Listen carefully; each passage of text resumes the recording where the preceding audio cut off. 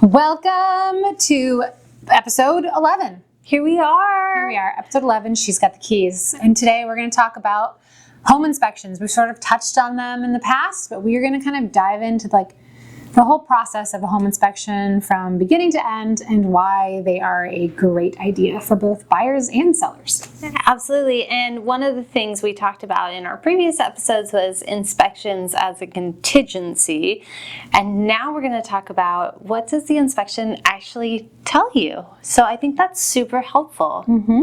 And I always tell my clients, like, hey, you're going to get a report. It's going to have so much information on there. You're not maybe used to seeing that. I am. I read these all the time. We are not licensed inspectors, got to say that, but we read them all the time. So I'd say some of the information is just info about the house, like helpful things to know. And then there's going to be the information that we're really looking for, fixes, concerns, safety issues. So we're going to go through the whole process. Yes. The first question, Emily, you can answer. Why have a home inspection? Great question. The reason to have a home inspection is so that you get an understanding of all of the elements that you cannot see when you walk through the house. Point in case, I went to a house this weekend with some buyers and I was looking all over to try and find the furnace for them. One of the things I like to do when I come inside a house is just to kind of get a sense of the age of the furnace. How does the roof look by sight alone, right? And how does the electrical panel look? Because those are some of the biggest major fixes that I can see when I'm walking through the house. This house had the furnace in the attic, so I had no idea. Oh, yeah, those are tricky. I had no idea. And the clients who I was meeting with were brand new to me and were also asking me, what does the foundation look like? I had to explain to them, well, we would need an inspector to get information on that for you because the sellers don't readily let people enter their crawl space because it's a liability, right? They don't have $1 million insurance in case something were to fall or break while you're down there. And they don't want a bunch of people hiding out in their crawl space. Yeah, because it's weird and gross. It's weird, you guys. So the inspection is to basically let the buyers kind of get a glimpse inside the house of things you aren't going to see when you walk through. Absolutely. I think that there's also some other benefits to getting an inspection if you are writing an offer that is contingent on inspection, where you can renegotiate the price back down, and it really puts the buyers in the driving seat if that's the kind of contract that you've written. Right. Or you can ask the sellers to perhaps repair certain things that are maybe of safety concern to you or kind of, red flags for you that you don't feel comfortable fixing or don't feel like taking on that potential cost after buying the home. So when we say putting it as a contingency in your offer, we mean it's part of the negotiations of the offer. Whether the seller accepts you having an inspection at all, onto whether you're under contract and then you are in a negotiation period with that inspection on certain items. Things that you can expect with a timeline. So typically when I'm writing an offer for my clients, we talk about the inspection timeline up front, and so that I can let the listing agent know, hey, listing agent, we're going to put in this amount of time for the inspection to happen. And when we say the time frame, we mean from the time that we say 5 days, a 5-day inspection contingency. What that means is, I always tell my clients, we're going to have the inspection during that time. We're going to get the report back during that time. We are going to discuss the issues that we want to address during that time, and we're going to respond to the seller. All of those things happen in that time frame. And there's other time frames in there that allows the seller to respond. These are all part of the negotiation. I tend to get my inspections lined up before we're even under contract. I can put a tentative inspection in place and say, hey, Mr. and Mrs. Seller, we want to have an inspection, and we're going to do it the next morning after we're under contract. So it lets them know, hey, we're getting the ball rolling. But there are also some homes that are going to have offer review by dates. Yep. And in those situations, I still encourage my clients to do a pre-inspection, Yep. which would allow them to have a good understanding as to what's going on in the house before they write that offer. Typically, an offer review by date means that you're going to have to be competitive. You probably will need to waive the inspection. So if you're waiving that, it's good to know upfront, hey, this is what you can expect. And when we say pre-inspection, so there's a seller procured inspection and there's pre-inspection. I'm just breaking this down like real Great. real I love that. rudimentary here. I love that. Yeah. When we say pre-inspection, we are specifically referring to a buyer paying for an inspection prior to being under contract. So when I recommend this to my clients, especially with review dates, I would say typically they don't do it on the first offer that they're putting out because they're not sort of ready to make that commitment to letting go of some money. Because if you don't get that house, it's money you paid for. But it can give you a really great opportunity to get the full inspection. You get the report, you get everything you get. And you can feel confident waiving that in your offer because you have done your due diligence ahead of time. It also kind of gives you a sense of what am I willing to pay for this house, right? If you've waived the inspection and you know that the roof needs to be replaced or you know that there's furnace issues, how much money are you going to need to pay after the purchase of the home to get it up into working condition? That'll kind of affect what is your feeling about the house, knowing that on day one I might need to do this, that, and something else. Yeah. And the seller inspection, the seller obviously is doing that prior to putting it on the market. Sometimes clients will waive the inspection because they feel comfortable with the information that they're getting in the seller procured inspection alone.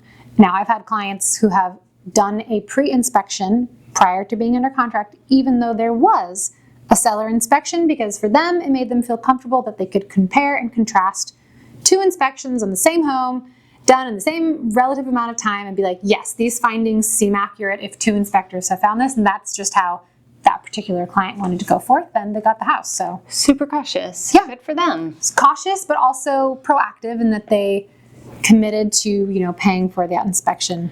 And the cost of an inspection is around $600 to $700, depending on who the inspector is. And the size of the home or condo, yeah. Sure, and it will also ideally have a sewer scope, which would allow the buyer to get a sense of whether or not the line out to the street has any roots in it, which can be one of the most expensive fixes that a homeowner can have. Yeah, talk about things you can't see. Right. You can't see, we can't tell you anything I'm not going in that about those sewer pipe. lines without a sewer scope. And they even attach a video link so you can watch all of it. You can see which way the poop flows. Yes. And wrapping up like the timeline, so most inspectors will have a turnaround of getting that report back probably within 24 hours, somewhere around that is pretty reasonable to expect, which gives you plenty of time to review with your agent and discuss what you're comfortable with.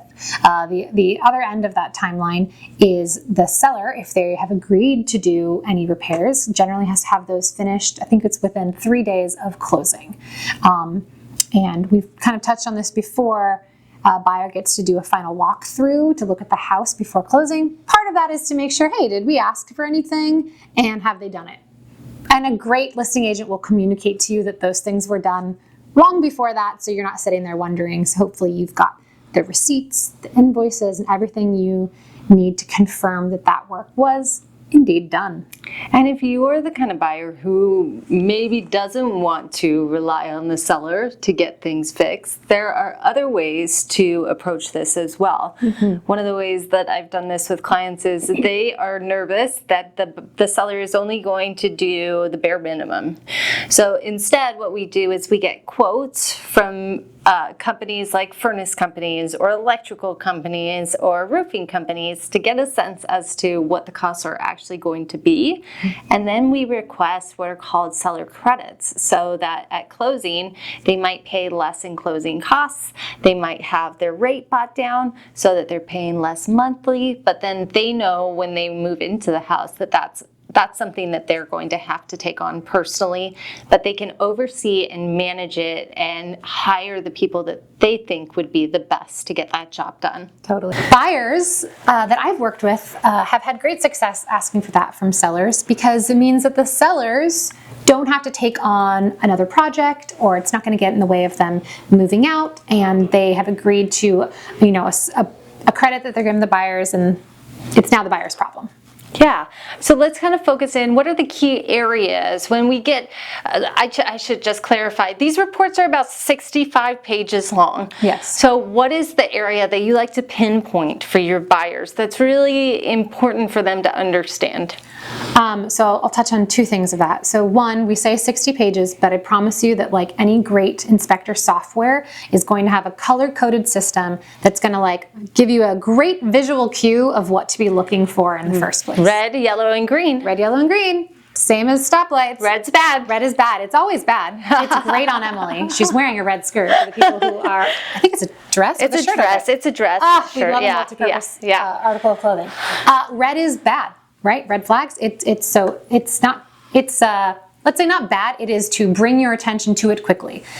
Green's probably just gonna be like, hey, here's something I observed about this house. It has walls, right? It's gonna tell you things about your home. And then there's usually gonna be something around. Yellow is going to be recommendations. So things that, could need updating or replacing down the line, but isn't imminent, is probably not a huge concern at this exact moment. Depending on your comfortability level as a buyer, that's sort of up to your discretion. But that's generally the categories that they're gonna break it down. I would say, yes, all of it's going to be color-coded. The costs around every single item is going to vary significantly depending on what it is that they are focused on. So for me, I kind of like to go in and check what are my roof, foundational, HVAC, and electrical plumbing. Yep. Those are the 5 I focus on first. If I see red in those areas, it's an immediate phone call to my client saying, hey, we either need to get this fixed, or they need to fix it, or we need to walk away. Yeah. I tell my clients we're looking for the big scary, so like red flag safety concerns, and we're looking for the expensive items like the systems that you just covered. Right. Those are the first things we're going to look at. Things that I try to convince my buyers are not of huge concern are little cosmetic things like caulking around the sink. Yes, it is actually very functional, but that's probably something you can take on. Let's not make that a sticking point, because it's probably going to annoy the sellers that you've come back and said, hey, your house looks great. Can you also add some caulking for $15 a tube around your sink? Or around your toilet? Yeah. Because we read so many of these, we know these things happen in You're houses. buying a used product. Yes. Let's be real. Yeah. Unless you're buying a brand new construction home. That's when you want to get those things taken care of. Yeah, you're buying a used product. Yes. And so there is going to be some wear and tear. And I like clients to know that going into it. Yes, it has character and it has some flaws, but not all of those flaws are going to be hugely significant or impact your daily living in such a way that you wouldn't be able to occupy the home. Right. If the caulking around the tub isn't updated, does that make you not want to buy the house? Because if so, then that's not the house for you. Right. There is, like we touched on for new construction, something called a blue tape walkthrough. So if you're going through new construction and you are doing the final inspection, or you have your own inspection and then you're doing a walkthrough with the builder, that is the opportunity where if the trim needs touch up, or the caulking's not finished, or it's missing door stops. I went to a new construction home that we sold. No door stops in any of the doors, so basically just asking for the walls to have holes in them. Those kinds of things, it should have just been in there from the beginning, especially with the new build. Put that little piece of blue tape on there, and the builder is aware that those are things that they're going to be finishing. Yeah.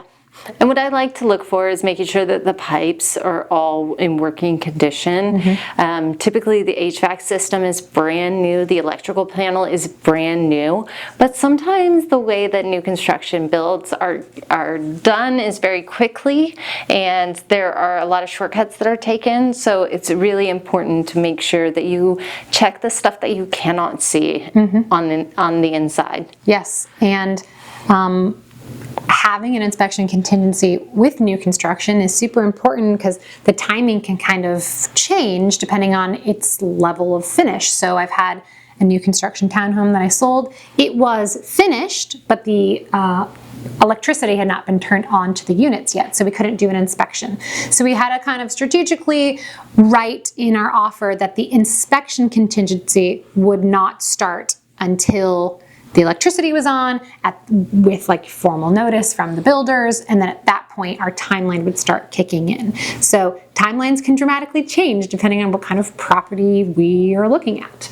And that's an important part of negotiation as well, because sellers want everything to close as quickly as possible, but we as the buyers also want to make sure we're giving the sellers time to do things that may or may not need to be done. Right. Yeah. And how often has it been that you've had a seller need to extend closing because some of the fixes that were required to get done took longer than the 30 days that you had the contract for? Or needed to be re-inspected and completely done again. Yes. Yeah, if you've listened to episode, I believe it's like 4, you'll hear all about the well saga and how that delayed. And the sewer inspection. Right, and how that delayed closing by quite a lot. So timelines can adjust. How we handle fixes, we talked on this a little bit of what the buyer's options are. I've always sort of thought of it as the game of tennis. The ball is in the buyer's court. If you have an inspection and you respond to the seller, hey, Mr. and Mrs. Seller, we want these 3 things fixed. You send that off to the seller. The seller can respond with, I don't want to do any of those. I'll do a few of these, or I'll do all of them. That's going to come back to the buyer, and the buyer gets to sign off on that. Yes, I agree, awesome. No, I want to walk away.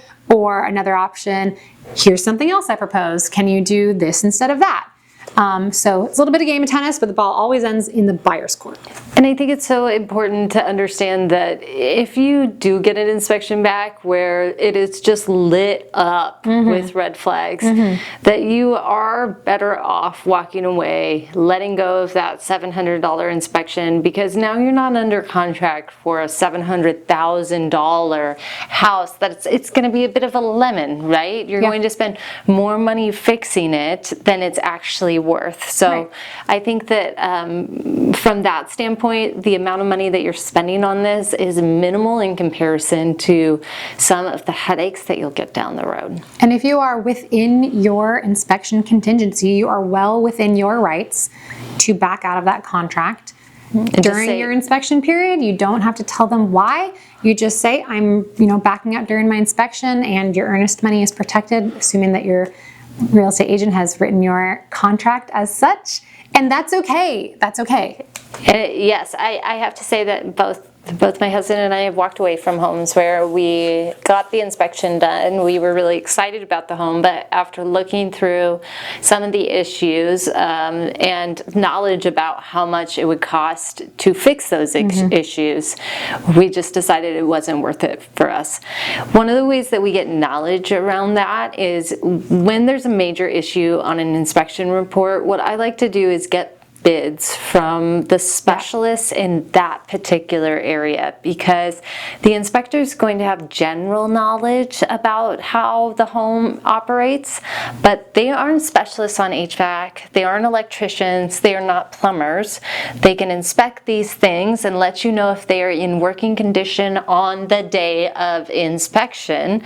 But after that 2-hour period, they are kind of released of liability. So I think that's really important for buyers to know too, that it might be that this item did work on the day that it was inspected, it was working fine, but 4 months into your home ownership, it may not. And that is not, the inspector is not liable for that. No, because they're giving you their information that they have on the day that they're inspecting it. Hopefully they're saying like, hey, this is working today, but it's at the end of its life. They'll give you general background, say if it's a furnace, or like, hey, this is a supposed lifespan of 20, we're at 19, so like heads up, But it could be that the furnace is only 7 years old and then it Right. starts having issues. And again, that doesn't mean that you can go back to the inspector or the seller say, hey, this no longer works. I'm 4 months into it. What the heck? Yeah. You still have to take on some of those expenses. Yeah. So We have a brand new fireplace and it broke, an element in it broke 2 years after we got it. Like, you would think it would last a long time, but like, hey, owning a house means certain things are gonna break, and the inspection is just to give us like as much information as we can, a peek under the hood. Yes. But you aren't driving it every day. You don't know how it works for your everyday life Right. until you buy it. Until you buy that's it. just part of buying a house. yeah. But you'll have more information with an inspection than not. Than not, exactly. I think that's really important for folks to understand. Let's talk about what are some of the red flags. Some of the red flags, so definitely a roof that looks like it's on the end of its life. Yeah, I would say for me, if I see a roof that has 2 layers on it, Yeah. and it comes up in the inspection as having 2 layers, Yes. what that tells me is that whomever replaced the roof recently did not pull up the No, old they roof. covered it. So they have no idea what the plywood underneath looks like. Right. And when you go to replace that roof, not only are you going to have to pull up that top layer, but the bottom layer, and it could be that there is mold and issues happening with your plywood. Yeah. And because it is so much thicker with 2 layers, it's not going to last as long. Correct. Absolutely. And, you know, that means your attic's going to have issues. Your insulation in your attic's probably going to have issues. So, yeah, when we learned with my house, it had a new roof. Well, we know why. There was obviously old remnants of issues. It had been remedied when we moved in, but I've never had a roof where the quote that I've been given is what I end up paying at the end of the day. because of the underlayment underneath. Yes. Right? Yeah. Because That of what is- they can't see. They will quote you for what it costs to put on the new shingles on top, the composite shingles, but they have no idea how much plywood they're going to have to replace, and that can be very expensive. So I always tell clients, if it looks like it's at the end of its lifespan, we can get a bid, and you should always add $5,000 to $10,000 on top of that bid as a contingency. That's a huge expense. Yes, it is. The other red flag would be, like you said earlier, the electrical panel. There are certain panels that are, in older homes especially, that are essentially recalled as fire hazards. And if the homeowner hasn't taken it upon themselves to redo the entire electrical panel, you're looking at not only a fire hazard, but a huge expense to get that replaced. You have to rewire the entire house. It's a lot. And I know because I've done it knob and tube. Yeah. It's a real thing. That's another red flag. I'm looking at a lot of older homes, like up in Everett, up in parts of Seattle. You get those 100-year-old homes, and they've got, if there's partial knob and tube in the house, that can be an expense that you've got to replace, but it also can be an insurance issue because you might not be able to get insurance on the house if the majority of the home is on that knob and tube wiring system still. That's a big red flag for me, having looked at a lot of older houses. I still find it. Just from a personal experience. Yeah. I always look for water damage in the basement or yeah. the foundation. Yeah. If I see that there has been some level of water intrusion, what that tells me is that the home has probably flooded. We live in a very wet area. And some of the homes will have sump pumps, which is essential to keeping the foundation dry. That doesn't necessarily scare me as much as seeing residual water damage throughout the foundational area of the home. Another big one would be LP siding. You find that a lot on homes in the 90s. It has several recalls. It's basically a compressed wood composite siding. It's like pressed sawdust, Yes. essentially, with glue. And LP can be perfectly fine if it's painted and maintained really well. So if I see a home that doesn't have any soft spots, again, I'm not an inspector, but I know how to look at soft spots on your siding. Doesn't have any soft spots, it's painted on the underside. If you're listening on the podcast, I'm really gesticulating how you would look under siding. If it's painted correctly, it can be fine. But LP siding is notorious for basically getting wet and crumbling. Yeah.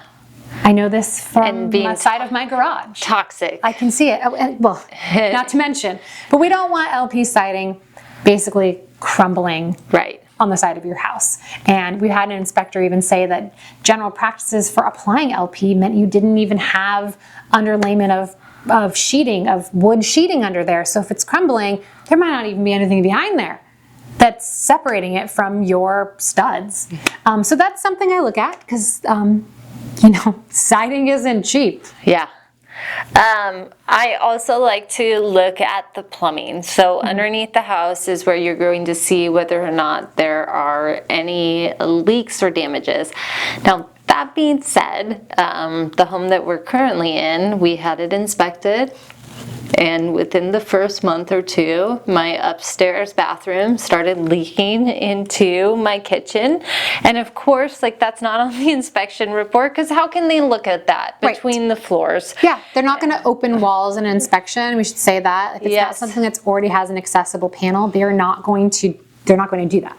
Yeah, and it ended up being that we had to pay to have the toilet fixed and have the drywall replaced in the ceiling, and everybody was safe. It was disgusting, but these are some of the things I look out for my clients, just because I've had issues with them in the past. Yeah, having personal experiences with things changes you. Is very helpful. It changes you. To give clients an idea of what to look for. Yeah. Yeah. And there's little cosmetic things that we look out for, but those are pretty simple to fix. Like we talked about caulking, paint touch-ups on the wall. GFCI outlets in the kitchen, you guys. Yeah. This is, I am so shocked by how many people get really bent out of shape about it. To get an electrician to come out and put those in is like a couple $100. It is very cheap. Yeah. Also, a water heater that might be close to the end of its age.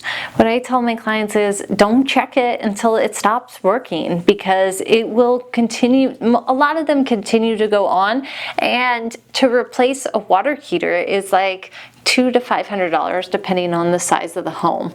Not a huge expense. Not a huge expense. Not a huge expense. That's why we say we look like red flags. Yeah.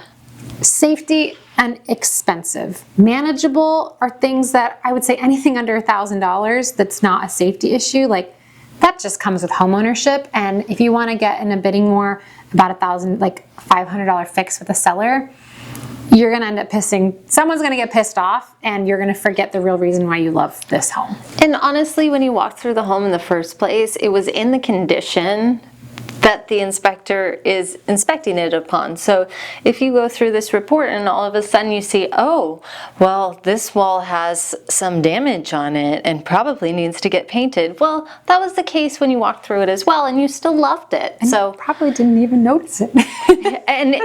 and once the furniture is removed, you see more than you did. But again, it's still in working condition. It's still move-in ready.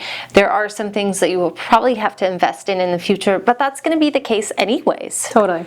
So why not just wait until you're ready to repaint the entire room? Yeah. Or why not just wait until you decide that you want to upgrade your panel and you have all of the electrical redone?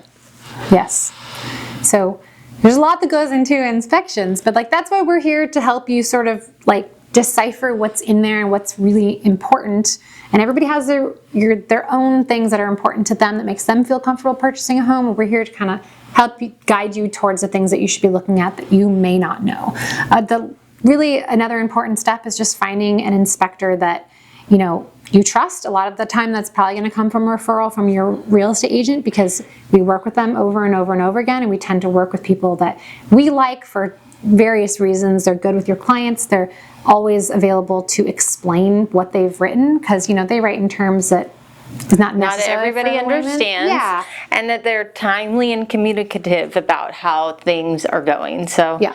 I like to invite my clients to attend an inspection. I think that's we didn't even touch on that. A great way to learn about your house, because you can ask the questions as the inspector is going through and checking things out, and you can learn a little bit about how scary is this and how manageable is it? Yeah, think of it as like a 2 to 3 hour lesson on a home that you are buying. Right. They're going to explain, and they might even be like, hey, that's your water shutoff right there. And you're like, oh, great, good to know. And you were there and you were getting the information in real time. I like my clients to attend too, because sometimes seeing it written down, they put in a little bit more detail than how they've explained it to you in person. And in person, they might be like, hey, here's the issue. Here's why it's not a huge deal. But when it's written down on a piece of paper in front of you and has yellow next to it, and you're like, oh, this is a recommendation, I should do this. Having that firsthand conversation with them that it's really not imminent is good. And if you're with an inspector who says, hey, this house scares me. Run. We are missing a load-bearing beam here. I would not advise you to go upstairs. That's a safety issue.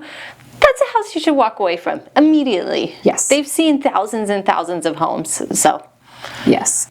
To summarize, knowledge is power. The more you know about your home, you can feel more confident in your potential purchase or more confident in your ability to walk away from something that is not right for you. If you're looking to buy a house, you know where to find us. If you have more questions on inspections, let us know and we can help talk you through how the whole process works. Or if you want to look at an inspection that we've had done on some of our own primary residences to kind of get a sense of what they will tell you, we'd be happy to share. Thanks so much. We saw it at the same time. Thanks so much for listening. Okay, bye. Bye.